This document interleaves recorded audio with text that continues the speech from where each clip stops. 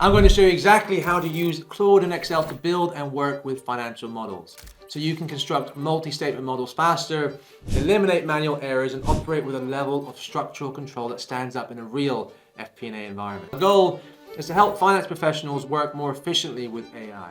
Now, the biggest concern I hear most often is that AI outputs feel inconsistent and unreliable, but when used correctly, AI increases efficiency without sacrificing control. Now, we're not replacing financial judgment. We're removing mechanical modeling risk while you still retain full authority over assumptions, validation, and approval. So in this video, we're going to solve 3 big pain points in FP&A by moving through a professionally planned setup. Starting with code-based model generation, moving through in Excel governance and QA, and finishing with an executive level dashboard. Now, if you want to get all the prompts I'll use, you can join my free community with the link in the description below. Let's get started with use case number 1. In real world FP&A work, historical financials often exist, but converting them into a reproducible, forward-looking model is incredibly time-consuming, with chances of errors being significantly high. Now, usually in real life, analysts manually rebuild multi-statement models, wire assumptions, and add checks, and they still struggle to present outputs in a way that executives can interact with live. Now, the risk here is not just about speed and efficiency, it's about consistency and control. Now, manually built models are hard to reproduce, they're difficult to audit, and they often diverge across different versions. And when executives ask what changed and why did it change, the answer can quite often be fairly unclear. So this use case here is testing whether Claude can take historical financials and through code execution generate a disciplined, finance-grade multi-statement model and an interactive preview layer without any manual spreadsheet construction. So for this to work, our quality bar needs to be high. Historical data must remain intact and traceable.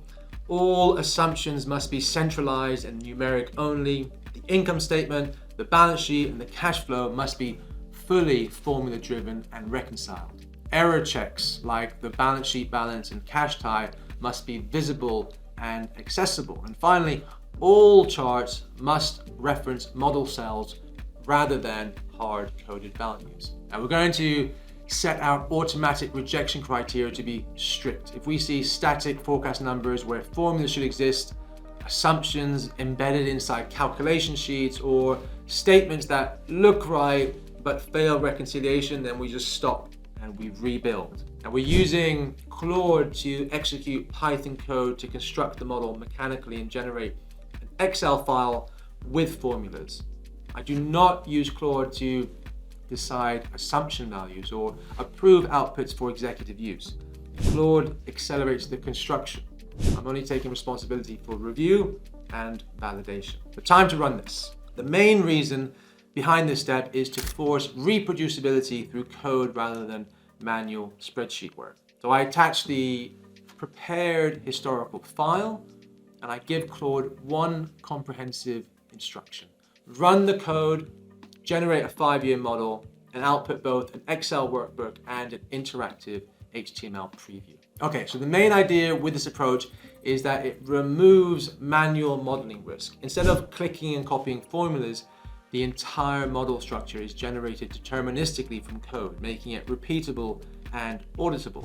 During execution, Claude reads the historical income statement and balance sheet. It calculates forward projections across multiple scenarios and writes Excel formulas programmatically. It then exports a snapshot for an interactive HTML preview. Once the code finishes running, I'm expecting to see that the file is ready for download. I check it immediately. Does changing a driver on the driver sheet update the balance and cash flow sheets? If the AI tries to write static numbers instead of formulas, it's an automatic failure. And we're looking for a structural logic link that makes the model repeatable and auditable. Now, this prompt that we used works because it's designed to get results. It forces code execution, not narrative explanation. It restricts static numbers and text coercion. Now, keeping this in mind, This output is appropriate for rapid model prototyping, or scenario explanation, and internal strategy discussions only. It's not for external reporting, it's not for final budgets or decisions without human intervention. The goal here is just reproducibility. Claude accelerates model construction, but it still needs human judgment. This is where use case number 2 comes into place. So now that we have the foundation ready, we can get into tweaking it further. Now that the data has been generated, we move to model governance and QA inside Excel. The reality is that code can generate a technically correct workbook quickly, but real finance teams still need an in Excel governance pass. Hard-coded totals or scattered assumptions or missing proration logic all appear after build, and they'll silently break downstream reporting. So why this use case? Well, because a model is only as good as its last audit.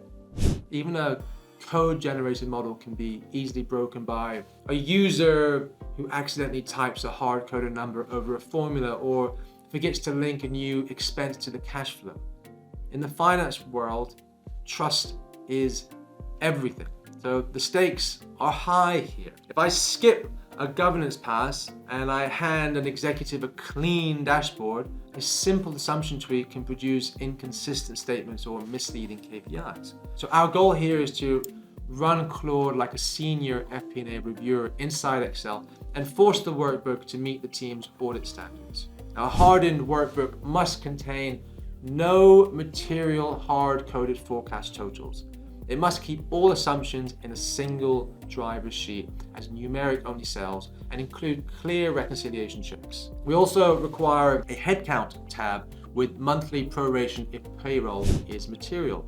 And if historical numbers are changed or if forecast totals are left hard-coded without justification, then the model is rejected. I used Claude to scan the workbook, find these issues, and replace them with formula-driven roll-ups. I do not use Claude to make economic decisions or hide edits.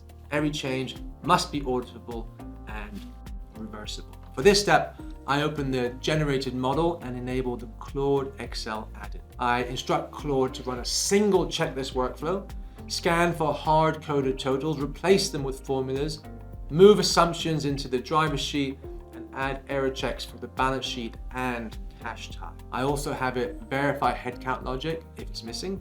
I'll ask it to build a headcount tab that prorates salaries for a mid-month start or mid-month finish. Okay, now you want to know why this prompt works? Well, it works because it specifies exact checklist actions, turning an open-ended request into a deterministic QA step. And requiring an action ensures that every edit is traceable. Now on my screen, I expect to see the top 10 list of hard-coded cells, a clean driver sheet, and the new headcount tab. I check this immediately. Did Claude change any historical cells? It can't, it mustn't. Are the replaced totals truly traceable to source rows?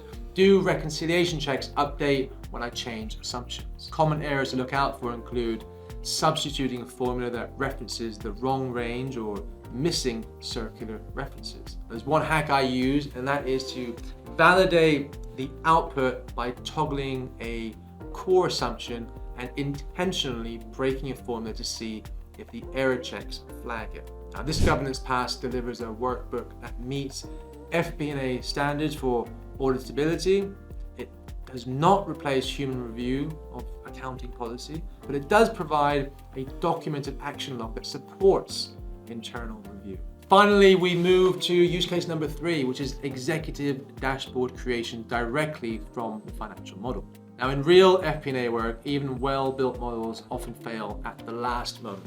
Dashboards are often too dense, disconnected from the model, or manually assembled and therefore fragile, which is it's all fixable. The dashboard is not directly linked to the model, scenario aware, and visibly governed, and executives will lose trust quickly and revert to static slides. So over here, we're going to test whether Claude can translate a governed financial model into an executive usable dashboard inside Excel without breaking auditability.